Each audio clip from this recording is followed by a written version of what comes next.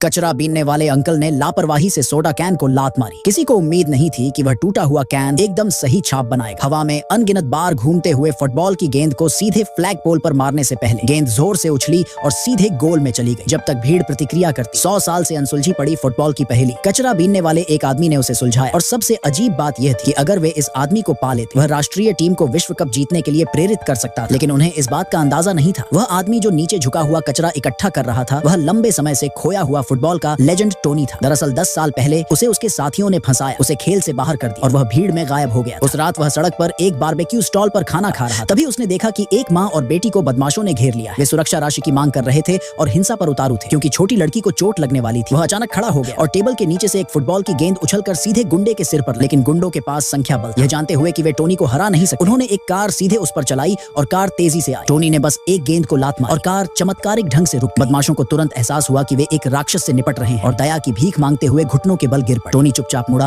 और चला गया और छोटी लड़की के हाथ में केवल फुटबॉल छोड़ गया। सालों बीत गए। टोनी से प्रेरित होकर उस छोटी लड़की ने फुटबॉल का रास्ता चुना। अब वह फुटबॉल लीग की प्रेसिडेंट है और अभी भी उस आदमी की तलाश कर रही है जिसने कभी उसे बचाया था। लेकिन कोई नहीं जानता, जिस फुटबॉल भगवान को वह ढूंढ रही है, उसने अपनी पहचान बहुत पहले ही छिपा ली है। चुपचाप मैदान के किनारे कूड़ा उठाता, दूसरों द्वारा मजाक उड़ाया जाता, खिलाड़ियों द्वारा नीची नजर से देखा जाता। लेकिन जब भी मैदान खाली हो तो वह टूटे हुए डिब्बे को लात मारता और अतीत के महान खेल परिदृश्यों को सहजता से हल करता। कौन जानता था कि उस अविश्वसनीय क्षण का झूठा दावा किसी अन्य खिलाड़ी ने किया था, जिसने पूरी टीम को चौंका दिया था। चेयरमैन ने तुरंत लीग के प्रेसिडेंट को बुलाया, कहा कि उनके शिष्य ने अभी अभी प्रशंसक पहेली को हल किया है और उन्हें नेशनल टीम का कैप्टन बनाया जाना चाहिए। स्पेन का सामना करने के लिए प्रेसिडेंट बहुत उत्साहित थे और खिलाड़ी की पहचान की पुष्टि करने के लिए दौड़े। उन्होंने उसे परखने के लिए 2 महान गोलकीपरों को इनवाइटेड किया। एक के पास गोल्डन राइट हैंड था, जिसने 3 वर्षों से कोई गोल नहीं खाया था, और दूसरा ताई ची मास्टर था। टेस्ट जल्दी शुरू हुआ, लेकिन पहली किक सीधे प्रेसिडेंट के चेहरे पर लगी। जैसे ही वह फटने वाली थी, प्रतिद्वंद्वी अचानक क्लब को चुनौती देने के लिए आ गया। ये निर्धारित करने के लिए एक मैच की मांग की कि मैदान किसे मिलेगा। प्रेसिडेंट क्रोधित हो और मौके पर ही युद्ध की चुनौती जारी कर हारने वाले को अपनी टेंडन काटनी होगी। धोखेबाज गिर पड़ा और दया की भीख मांगते हुए कबूल किया कि उसने पहेली को हल नहीं किया। हवा में सांसें भर गईं